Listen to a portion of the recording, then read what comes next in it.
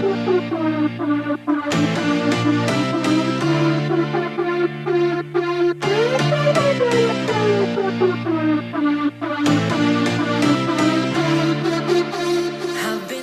up, Fit Fam? This is Giovanni of Gio's Logic, your host of Fitness Junkeez. I hope this show meets you in good health and spirits, and if not, I hope it inspires you to do something about it. Today's show is something really special for me. I want my audience, you, to get my perspective on our first 10 shows, because this show is not about me, it's about my guest co-host. So today, I'm going to give my perspective on a few of my favorite shows that we saw over the last 10 weeks. I wanted to do this because this show is about my guests and giving them a platform to share their unique reasons why they're fitness junkies. Said another way, this show is not about me. What I've noticed is that there's so much pain in this country because of poor health, poor body image, and we live in a society where looks are more revered than substance. The problem is there's so much confusing information out there about what to eat and how to exercise to create the body you desire or achieve weight loss or good health, and there's very little content out there simplifying the science to support the millions of people struggling to change their body and maintain the motivation required to create a healthier lifestyle. The answer to this problem is to become a fitness junkie. On the Fitness Junkie podcast, I will be bringing in all levels of fitness junkies, from athletes to fitness influencers, to professional bodybuilders, to fitness enthusiasts, to share the many nuances of their fitness programs to hopefully inspire you to join us on this journey. I will also bring in many health and wellness practitioners to help simplify the science, because I believe fitness is a whole life balancing act equation. Who am I? I'm not a doctor. I'm a National Academy of Sports Medicine behavior change specialist, personal trainer, and inspirational speaker with a voracious appetite for knowledge about health and longevity.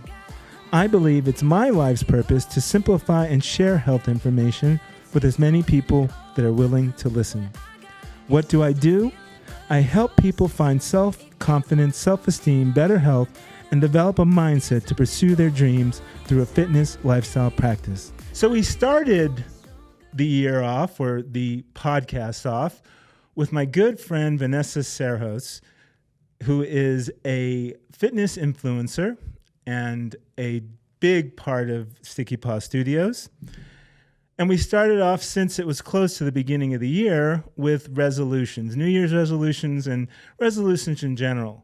So let's see what Vanessa had to say about resolutions.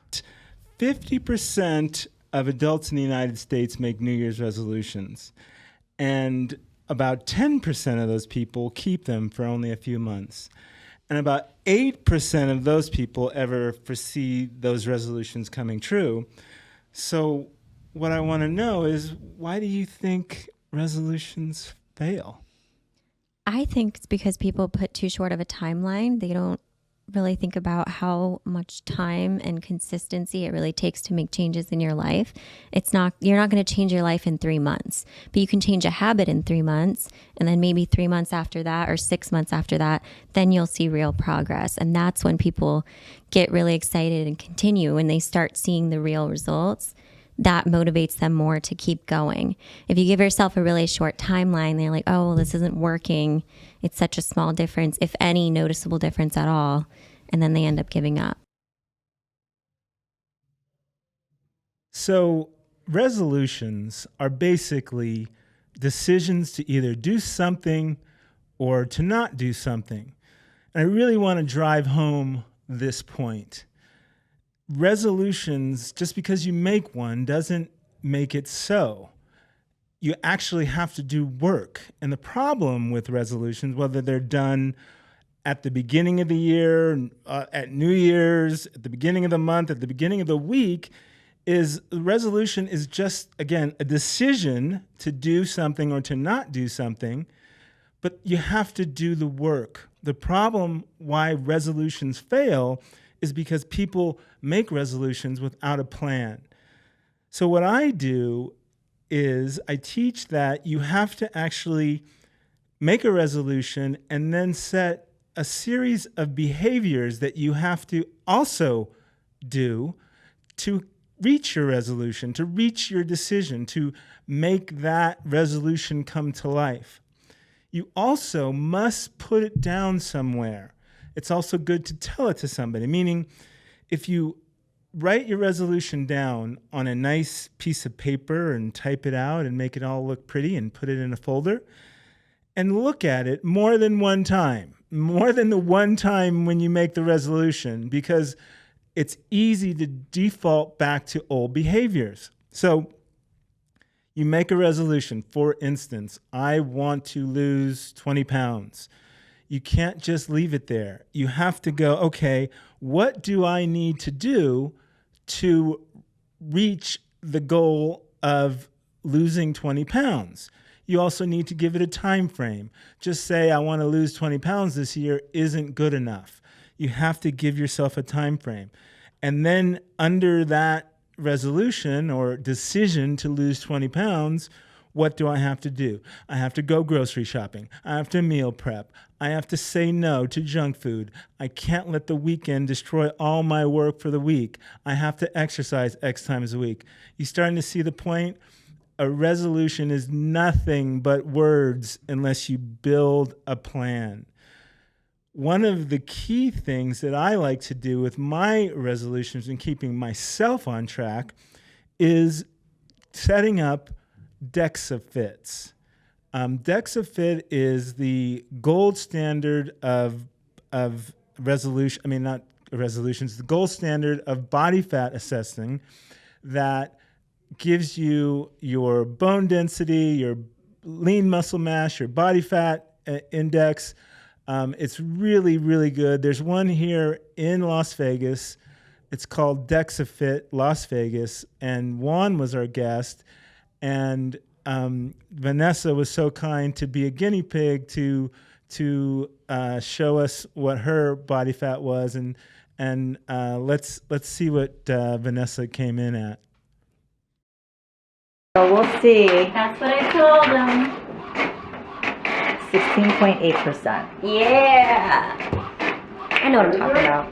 16.8%. Told ya. I like to think I'm pretty good at this, but then sometimes like I'm way off. So I usually try not to say what I think it is unless someone specifically asks me point blank. So give me a few moments. I'm gonna get your report together and I'll go over it with you. Okay. Yeah, I couldn't believe that. You were almost 17 and you predicted it like on the head. The two of you. Yeah. Conspiring. Such a big misconception. It People is, say, like, it you have is. no body fat. Body fat a little bit is healthy. 17% important. is healthy.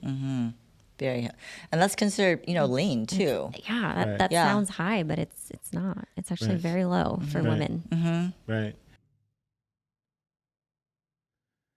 Yes, body fat. So the way I use that is I set up my next DEXA-fit right after I take my next DEXA-fit.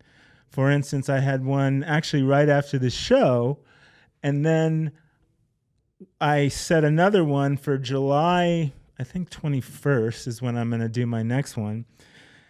And the reason I do that is because it sets a little reminder in my brain that every decision I make could be a compounding effect to my goal. And so I also set a new goal or a new resolution, meaning a new decision to potentially get leaner. So when I did that show, the next day or two after it, my body fat percentage was, I believe it was 18%, which is okay for someone my age, but I mean, it's actually good. I won't lie. And my visceral fat, which is the key thing I want to drive home here, which is the fat around your belly, or actually even internally around your internal organs. So when I reached the age of 50. Yeah, I know I don't look like I'm 50. Thank you. And I realized that I have to start thinking about longevity opposed to looking good. But I also want to look good. So I use the DexaFit to keep me on track to my goals. So every time I eat something, I'm thinking, okay, what does this mean? How is my body composition feeling right now? Do I need to potentially get more strict with my diet because of my DexaFit date coming up? Or if it's a little bit further away, can I be a little bit more relaxed with my nutritional plan and exercise plan? So it's not like it's something that I couldn't move. I can always cancel my DexaFit appointment and, eat like a pig. But it gives me a blueprint to get to or sustain the results that I have. I always teach my clients, if you don't have something to hold your focus, to keep you on track, why say no? Why say yes to the gym and why say no to the pizza? You have to have something. And if you don't have something like a wedding, a high school reunion, a college reunion, summer, a trip to the beach, if you don't have something where you know that you're going to feel vulnerable about your body, you're more than likely going to default to behaviors that have put you in a place where you have to question whether your body is where you need it to be. Because what we're really talking about is confidence and positive body image. So we want to keep something, an underlying theme or underlying message that, hey, I've got to make these better choices to get to where I've decided I want to go. The thing about Fitness Junkeez that I love so much is that we do and talk about so many different things in the health and fitness field. I didn't know this was going to go here, and this being our first episode, we got to talking about something that I had spoken to Juan about, and I saw on her Instagram that she had a breast explant, which means she had her implants taken out. Let's hear a little bit more about this from Juan from DexaFit Las Vegas. Did you want to talk about that at all? Oh, my breast explant surgery? Yes. Was it anything to do with the muscle or? No. No, there are many reasons I wanted to do it. My main reason was for my overall health because I have Hashimoto's, which is an autoimmune disease. Yep. Yeah. So right now I'm just on a quest to be as healthy as possible. So I want to just do anything that would promote that, and I felt like that was possibly, we're not sure, but potentially harming me. Right. And it was just something that I just wasn't willing to risk anymore. Right.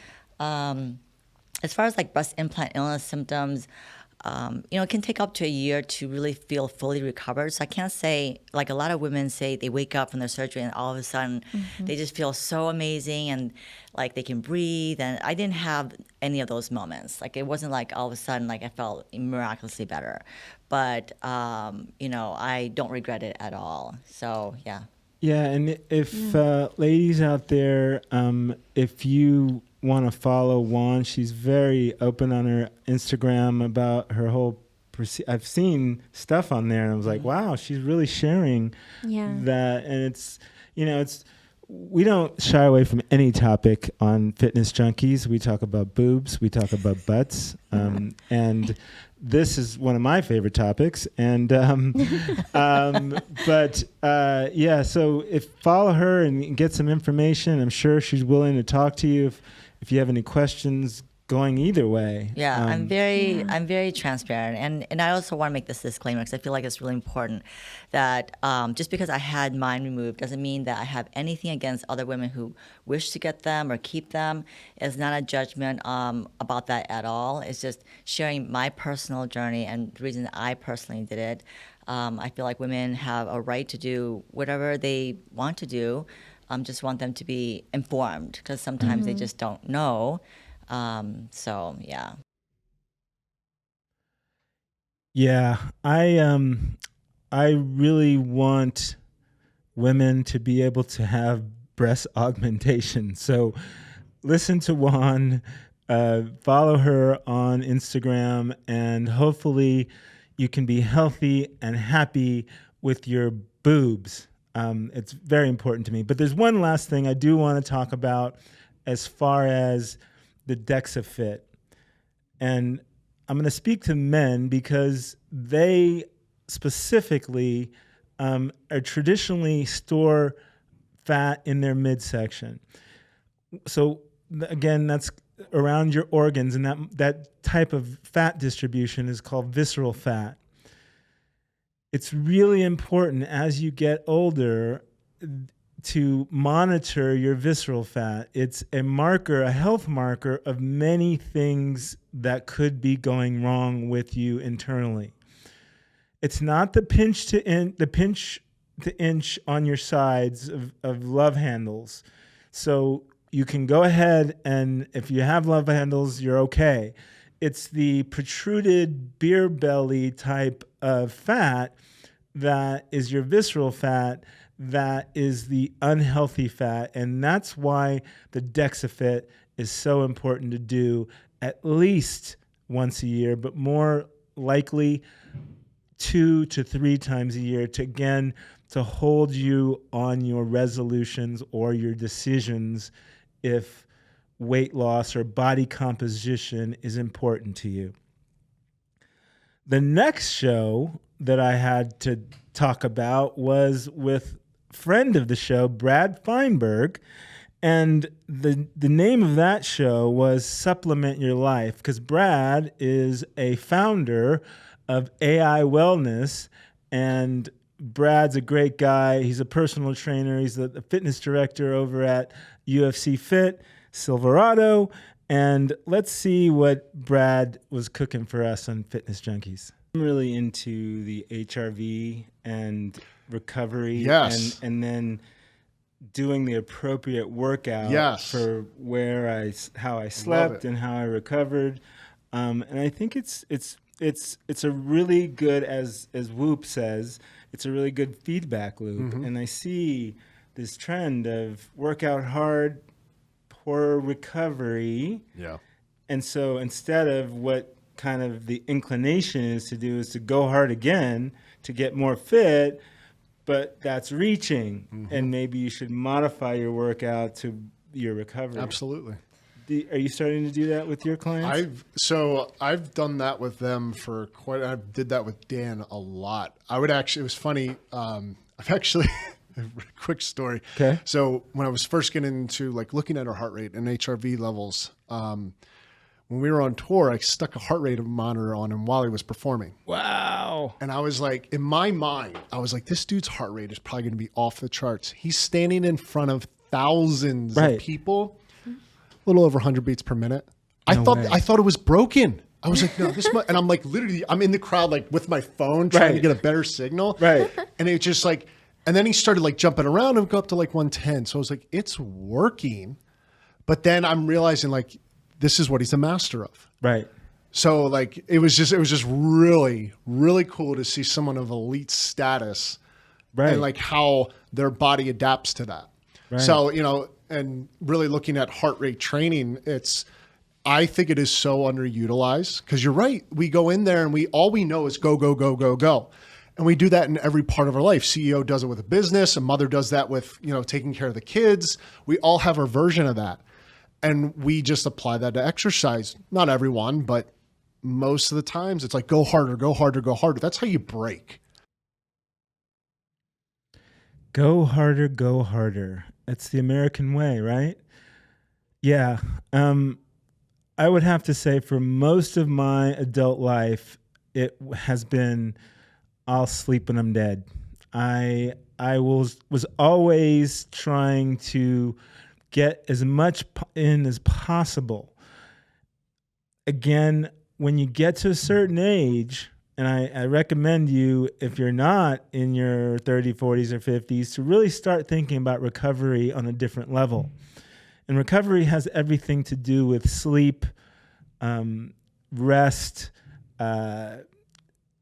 liquids. I have this is actually from Brad's company, AI Wellness, not the bottle, the orange drink here. This is a multivitamin in the form of a thing that you can add to your water. It helps you drink more water and you get your multivitamin. So the things that are important that are now being discovered in pro sports, in elite college sports, high school sports programs that are the elite programs, is that sleep is one of the single, if not the most important thing. When I mean sleep, I mean at least 7 hours of sleep, if not up to 9 hours of sleep each night. And good sleep. Things like the Whoop Watch, the Apple Watch, they measure your sleep. There's apps to measure the quality of your sleep, and which kind of determines your recovery. If you don't recover well, and then you compound that poor recovery or poor sleep with hard workouts, it's counterproductive. You're actually doing damage to your system and not enhancing it like you want to with the increased intensity of your workouts. So not only do you need to replenish yourself with sleep, hydration, good whole foods, you also need to supplement your program with things like vitamins, minerals, things like vitamin D, all the things that you might not be getting in your life. So really what supplement means is it means enhance. So because our world is kind of being destroyed with chemicals and pollution, and our soil, our topsoils are being eroded, it's important to supplement your life with a brand like AI Wellness. It doesn't have to be AI Wellness, but you really need to supplement your life, especially if you're not eating a whole food diet. I particularly believe in an animal-based, high-protein, low-carb diet. That's because I am carbohydrate adverse, meaning I don't process carbohydrates well. They potentially turn quickly into fat storage, opposed to some people that aren't carbohydrate averse. They can burn them off and it doesn't trigger the fat storage. I also believe in whole foods and protein-based diets that give you the type of protein that you can absorb. Bioavailable protein. And the best bioavailable protein is animal protein, fish, eggs, things like that. Things that is proven that your body can absorb and use those building blocks of life.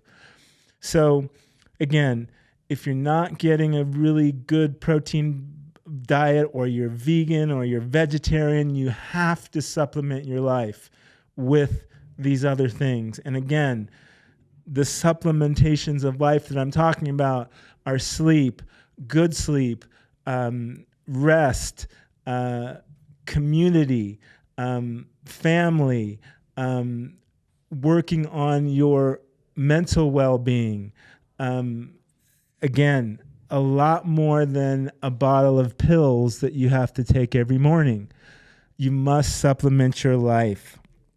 Now, Brad, I mean, I've got an ego, but I put my ego away when I talk to my clients and get their perspective, because I am a growth mindset person. I believe that I'm always learning and always looking for a better way to do things. And Brad at Kilo Club in Summerlin, where I train my clients, showed me how to do a plank that actually changed my plank world. Let's see what Brad was cooking up at Kilo Club. So we're in the functional area at Kilo Club. And Brad, what are we going to do here? A good old plank. Okay. Yep. So plank is phenomenal for any fitness level, but I love the plank because it really focuses on stabilizing, which we have to do in every aspect of our day. And not just that, but practicing a plank properly benefits other movements. Because when we think about stabilizing in the plank, nice tight core like we're about to get hit in the stomach, but not only that, it's used to develop stabilizing the core, the spine, and actually the entire body, which can translate over to other exercises like the squat, the deadlift, even strict press, even a bench press. So best way to do it. And again, this is where I see a lot of people mess up. There's like a checklist I like to go over. So I see a lot of people do this with the plank, which we know we don't want to do because it's arching that low back. I see a lot of this. What I don't see is people actually using their abdominals and core. So I'm on the forearms and they're going to be parallel with each other up on the toes. So my checklist is the first thing I'm going to do is suck in my belly button and crunch my abs. So you even see my body round a bit. We want that in this position. So sucking in the belly button, crunching the abs. I'm going to squeeze my butt, lock my legs out, and I'm going to pull my elbows towards my toes and toes towards the elbows. Now my entire body is engaged. I'm rigid. You can even see me shaking. That's how you do a plank. You can hold it for whatever time necessary. Wow, I've never seen a plank done so perfectly. That brought in new things about the plank that I want to start using on my clients. That was amazing, and myself. I guess that's why you chose this exercise opposed to sit-ups? So when I think of the core, the number one job of the core is to stabilize. It also flexes and rotates, which that's where sit-ups and crunches can be done, because even in this, I'm doing a crunch. Yeah. So it's not like sit-ups are bad. It's just most people do sit-ups incorrectly, and this is where you want to start. Yeah, sit-ups are sucky. Yeah. And planks aren't really that fun either. And those planks that Brad taught me are an MFer. Like, they suck, but they're functional and they work. So many people don't realize this, but when I say it, it seems so cliche. Abs are created in the kitchen, and they're created under load, meaning if you can do loaded squats, you really are working your abs because they're your core muscle. They keep it all together. So a secret ab trick is to do loaded or heavy squats to build your abs. Try it. It really works, but you make sure you're doing proper form with your squats. So the next show, we took a really big turn, and a huge turn for me. We met with ultra distance runner Ron Hammett and functional physical therapist, my physical therapist, Ron Gallagher of MVPT, on the episode called Bigger, Stronger, Faster. And wow, I didn't really realize how weight training could even enter the world of ultra distance running, but it did. Let's see what Ron Hammett had to say. Depending on the goal of the athlete, if it's back to I just want to do a 50 miler, I want to do a 100 miler. Introducing strength training can really reduce the amount of mileage you would need, weekly mileage you would need to train for these events. Therefore, it saves time also, and it prevents injury, and it makes you more efficient. There's a lot of benefits to strength training for these ultra runs, but weaving those into a family life and a work life and that kind of idea, that's where I like specializing in people who are busy in families and they have other lives, but yet they want to do these epic epic events. I absolutely love that strength training is part of ultra running. Yeah, I mean, who would have thunk it? Um, those guys are always so skinny and frail, and you never think that weight training, heavy lifting, Olympic lifting would be part of their world, but it is. And if you really start peeling back the onion on weight training in sports, a lot of places where you thought it wasn't, it is. What I mean, specifically, I was listening to Michael Jordan's The Real King of Basketball, the real GOAT of basketball, should I say. His trainer has a book out, I think it's called Winning, and he was talking about how Michael Jordan started lifting and how important that was and how that became the core to all the athletes he trained, all the professional ballers that he trained, and incorporating lifting weights into their program. And it was really weird. I was watching something. I'm a Laker fan, and I was watching something on King James, LeBron James, about how he was working out before games. And funny, it came back to me recently when this celebrity trainer, Michael Jordan's trainer, said that he was training with Michael Jordan before, or I forget whether his after games, but on the same day they're playing a game, they're doing weights, and I believe LeBron does it before the games. And this trainer was saying, if I didn't train him with weights on game days, he would probably only get one weight training day a week. And he said that would be detrimental to Michael Jordan's career and success that he has on the basketball court. And that just makes me feel great because it's part of my life, and hopefully it becomes part of your life. And I just want to stress how important resistance training is. And I don't care at what age you are, to incorporate it into your life. There are so many studies out there that show how important resistance training is on through the later years of your life. So you talk about bone density, you talk about losing muscle mass, losing lean body tissue. It's one of the key health markers to show of potential dangers of a life-ending event when you lose your muscle mass. And specifically your leg muscles. Your leg muscles, everything from your waist down, the butts, the glutes, the thighs, the hamstrings, the calves, that is your core metabolism. That's where you create the most calorie burning machine in your leg muscles. So I always try and prioritize, if you're gonna train 3 times a week, make sure you're doing legs, if not every time, at least 2 times a week. Your leg muscles are your key metabolism builder. It's the largest muscle group in your body. Do not skip leg day. So you really need to do weight training. The pros are doing it. All the sports that you could never think that they do weight training, they do weight training, especially the pro and elite athletes. So get it in. All right. So then we went back to a friend of the show, Brad Feinberg, and he hooked us up with, I think, one of my favorite people now, who's happened to be part of UFC Fit Silverado. He hooked us up with Jessica Evil Eye, UFC fighter Jessica Evil Eye. She's part of UFC Fit Silverado, and we went there, and this is what we did.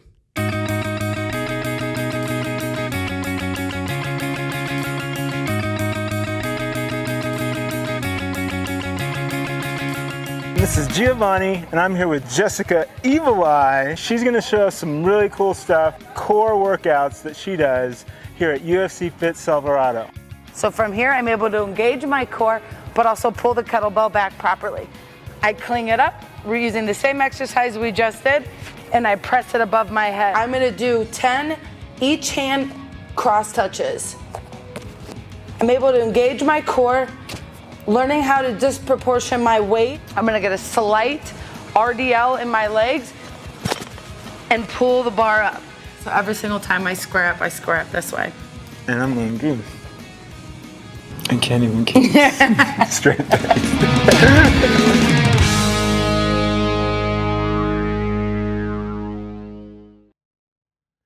Yeah, she is good people.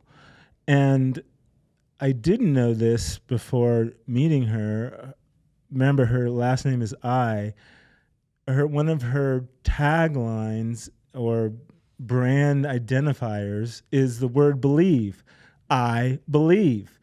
And the funny thing about it is it's actually one of my taglines, believe. I believe that whether you think you can or you think you can't, you're right.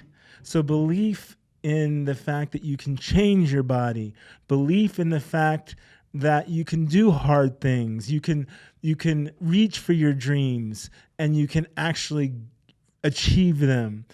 Back to resolutions. You can make a resolution, a decision to do something or to not do something. You have to believe you can do it. That's the first step. If you don't believe, you're going to get that result. And belief doesn't have to be a blind thing, you know. I'm just going to believe and it happens. Again, believe is part of the work that you're doing. It's part of the mindset. It's the mental aspect of actually creating change or doing something you want or not doing something you don't want. You have to believe you can before you can. And let's hear how Jessica puts it all together. I believe that word is a thought. It's a thought that builds a mindset that you frame how you live. But I wonder what believe means to you, because now I know it's part of your brand, I believe. Mm-hmm. And so what does that word mean to you, and how does it impact your life? Oh, man. I believe started, so I had my first fight 6, 7, 8. So June 7th of 2008, right? So that was my very first fight I'd ever taken as an amateur in Ohio. And at that time, women's MMA was basically non-existent, you know? Right. So, and I've always been the kind of person that's like, what's the hardest thing I could do? I'm going to do that. And I'm going to show everyone how good I am at it. Yeah. So like, I enjoyed the challenge, you know, and God, you know, I thank God every day that I am where I am now, because, you know, I never gave up on myself because of that sense of belief. Like, I had a belief that I could really change the world. And I ended up winning my first fight. And at that point, me and my dad were in a reconciling stage of our life. And he was just like, kid, I believe, you know, like, I believe so much in you. I can't believe you're doing this. Because at first, when I said, like, I'm going to fight, they're like, all right. Like, I was kind of that person. Like, sports have always been my thing, but I'm like, oh, I'm going to do trumpet. Like, oh, I'm going to try modeling. Modeling's not good for me. I don't want to be that cute. You know what I mean? Like, oh, I want to get dirty. Like, so I found that, and I was like, I believe. And I'm like, I believe I'm going to be able to be in the UFC one day. Like, and this was, again, before the UFC even had women, was even, you know, the household name that they were. Right. And I was like, I'm going to do this. And then that's like when someone's like, you're really onto something. And it's like, I had noticed there was other brands like that, like feel good brands, like Life is Good. And I was like, that's what I believe is. Because I believe is what I'm saying to myself, but I believe can be given to anybody. Because all I believe is that sense of control of yourself and like that connection. Like, you're looking at yourself and you're going, I believe, like I believe. I believe in myself. Like, I believe I can do this. I believe I can get that job. I believe that I can drink that water. I believe that I can eat these clean foods. I believe I can lose this weight. I believe I can get that person to go on a date with me. Like, it's just a great way to exercise your mind and and teach yourself, you know, we do all these training mechanisms, right? We squat, you know what I mean? We go, okay, I got to get my water down, but we don't mentally train ourselves the way that like our narrative sometimes in our own heads is so negative and wrong. And I'm the worst. Like during some of my most biggest losses in life have been when the narrative in my brain was so wrong. Like it was, I was not being nice to myself, and I lost that connection, so that when I got challenged, I gave myself an out to be like, oh, well, I didn't really believe, or, oh, I gave myself an out in that way. It almost like to say like, oh, it was okay, but it's not okay. You know what I mean? If I had better self-belief in myself, I probably could have found better answers in that. Yeah. Believe, people. You can do incredible things, hard things. It starts with the mindset of believing. And a cousin to the word believe is one of our next episodes was titled Empower. And we had a great guest, Christina Loren, and love her. She has a podcast that she's now doing at Sicky Paw Studios. And she has a really good brand. She really wants to help women become empowered. So let's see what Christina was saying about working out. As you mentioned the other day, is, you know, abs are created in the kitchen. What do you feel about nutrition and cutting and all that stuff? It was eye-opening to me, especially during my preps, because my coach never had me do abs. I didn't train them once. And during my first experience with the prep, when I had the craziest abs I've ever had in my life, I never did an ab exercise. And I was like, how is this possible? This is back before I really took a deep dive into the fitness world. But that was my eye-opening experience to make me understand that concept, that what is visible on your stomach comes from nutrition. The lower amount of body fat and making those abs visible comes from your diet. You obviously can train and strengthen your core. Like, let's say for someone who's a beginner who hasn't really ever trained before, it is important to strengthen your core because that's what's going to develop the muscle. But to expose your abs, that comes from your diet. Yes, and like I was saying, her trainer didn't have her do abs, but I bet he had her doing squats. And on The Secret, he knew that doing heavy squats were going to build her abs. And I bet that's a big reason. That combined with a clean diet is a way to get your abs to pop. Try it sometimes, people. That was just a really blip of what we talked about with Christina. You should definitely check out episode 5 and follow her on her Fearless AF podcast. Great stuff, great woman. She's overcome a lot and she wants to help women, and that I'm behind 100%. Later, we push through to, I think it's, we go to episode 8, which is the launch of me, Gio, getting his move back. And I met Ron on an earlier episode of Fitness Junkeez, and he saw something in my posture that he was like concerned about. And when he did some discovery, he found out that I was a mess. And he's a really good guy. And if you're like me and you're getting older and you're starting to lose your functional mobility, meaning things you used to be able to do, you no longer are able to do because this hurts or that hurts your back or that hurts your knee, he is a guy to come see, especially if you're living in Las Vegas. So let's see what Ron had to say. Regardless of your activity, age, or gender, I want every person to be able to squat their body weight, deadlift 20% more than their body weight, and push press 70% of their body weight. And when you said that, I was like, wow, I'm so far away from that. I mean, if I randomly select 100 people at the mall, how many people am I gonna find that can do that?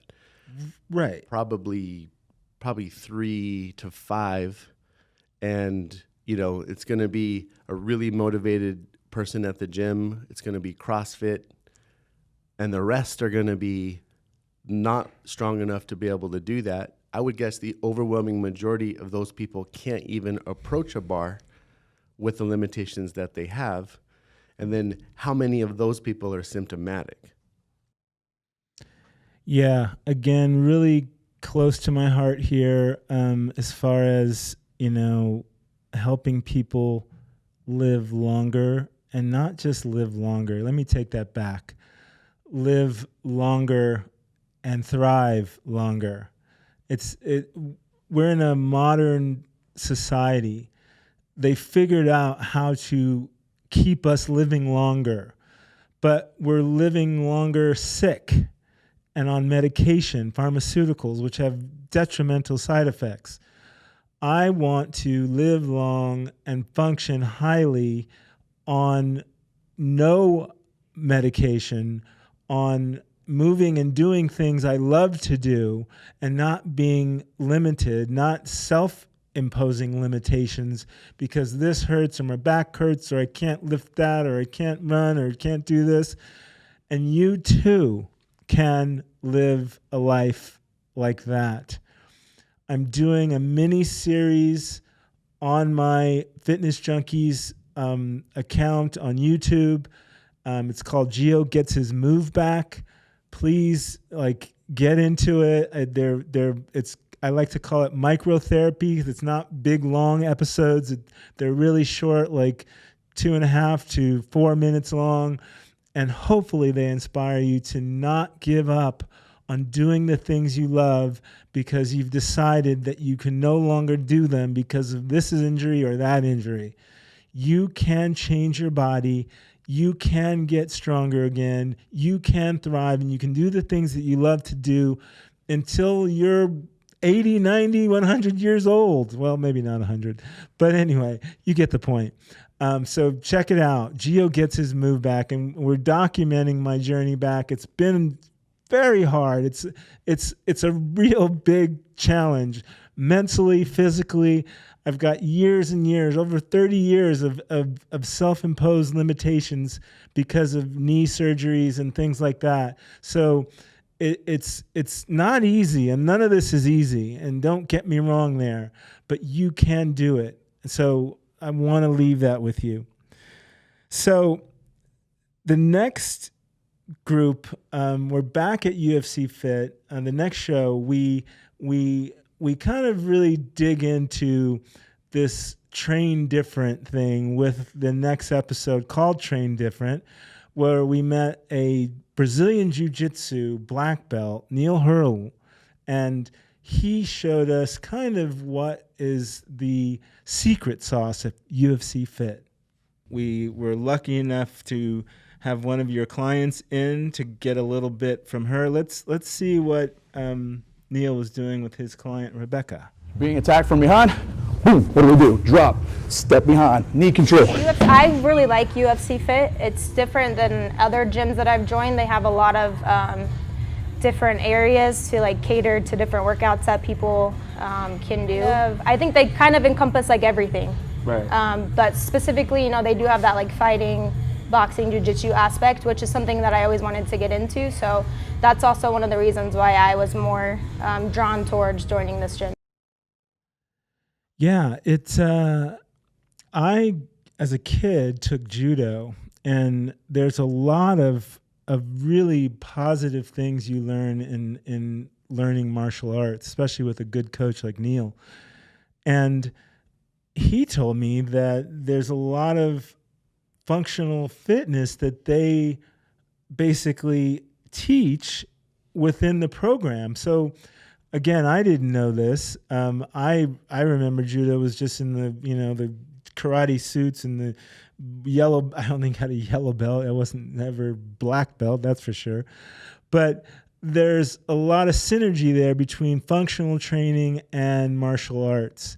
So yeah, and really the program over there, especially if you have children, especially if you're a single mom, UFC Fit has a really, I'd say, broad program that really, I think, speaks to the people with family, children that have issues with childcare, kids that are sitting in front of the computer and are now overweight or even obese. There's this, what they're doing at UFC Fit, I think, is really a really good thing. When I saw his kids class, they were all different shapes and sizes and kids, and I'm like, wow, man, this is really good, because because I was a chubby kid, so my heart goes out to chubby kids and all the things that they have to live in life being overweight or chubby as a kid. It's not a nice path. So seeing an option for them, seeing an option for parents that don't know what to do about their kids, they can't get them away from the TV, and they're gaining weight and they're not interested in sports. This is a really cool thing. So again, these UFC fits are going up all over, I think, the world. They're doing some crazy stuff. They're really expanding. And if you're in the Silverado area in Las Vegas, you should go see UFC Fit over there. It's a really good program. You should check it out. So our next episode was our 10th episode. And it turned out I met this really lovely woman who I later found out she was even a grandmother. And I couldn't believe it. Janara is a Puerto Rican American and fitness influencer, and she's an amazing woman. I met her husband when we shot the in-gym stuff. He was a really good guy. He's a nutritionist and a trainer and coach. Really a great person, great family. And that episode was called Keeping It 100. And we just talked about so many cool different topics. So let's see what Janara had to say. I believe that a lot of mothers, believe it or not, feel guilty when they take time for themselves, regardless if they're single or not. They feel like, oh my God, I have to be at home with my kids. Like, I have to take care of them, or I have to cook. You know what? When you get organized, you could do all that. You have to have that me time. It's very important for you to have that me time every day, and when you're at the gym, I know most of us are thinking about all the dishes that we have to do, or the laundry, or the cooking. Oh my God, I have this. You have to focus your mind on your time, that hour, whatever it is that you're doing, that you're taking out for yourself. Forget about everything else. The dishes can wait, the laundry can wait, your husband can wait. And you know what? They're not even going to see that you're not there. Right. They're not going to miss you. And when you get back, you're going to feel so much better, and you're going to be able to be a better mom, a better wife, and you're going to feel better, and it's going to be noticeable. Yeah. Back to single moms. I can't tell you enough. My mom divorced my father when I was, I believe, 2 years old. So she had relationships throughout my growing up, but she had many years where she was a single mom. And I have a really close affinity to single moms. I think you are the backbone of this country, of the world. To do what you do, and then to think about your health and nutrition, is just monumental. And I really support you, and I understand how hard it is, but I also want to stress how important it is, because I always tell my single mother clients, what happens if you get sick to your family? What happens to them if you, God forbid, get some sort of illness that could have been prevented by eating better and exercising regularly? So yeah, it's hard. Yeah, it's hard to find time, but the scale is not balanced. Your health is got to be number one. Yeah, you, meaning your health, you are number one before your kids, because you have to stay going. So please, listen, she said organize. Try that. There are ways to get organized, to squeak out at least, it might not be 2 hours at the gym. It might be a session in front of the TV while your kids are doing their homework. There are ways to do this, but it's gotta be like brushing your teeth in the morning. You don't go, well, I don't have time to brush my teeth today, so I'm gonna go out and not have my teeth brushed. That's how you gotta think about getting in some exercise on a regular basis. The minimal is really low. The bar is really low. You should at least hit that. And what that is 150 minutes of exercise a week. Moderate to vigorous exercise, meaning it could be walking and you can split it up any way you want it. It can be 30 minutes a day. It can be, 3 days a week, do the math, however you want to split it up, but at least get the minimum in. So that episode, again, is called Keeping It 100. There's a lot of good stuff on there. You should really check it out. Now, Travis, I don't even know what this last clip is. Do we have one more clip? No, we don't. Okay, good. So that was clip 10. All right. So anyway, we have got some great shows. Our first 10 shows, I didn't talk about all of them, but I had some really great guests. You can go back. I also did some shorter versions of the main show, so you don't necessarily have to watch the whole episode if you don't have time, but there's a lot of gems and inspirational stuff on all the episodes, and we have a lot more coming. So like, subscribe, write a review, and until next time, Fit Fam, I'm out.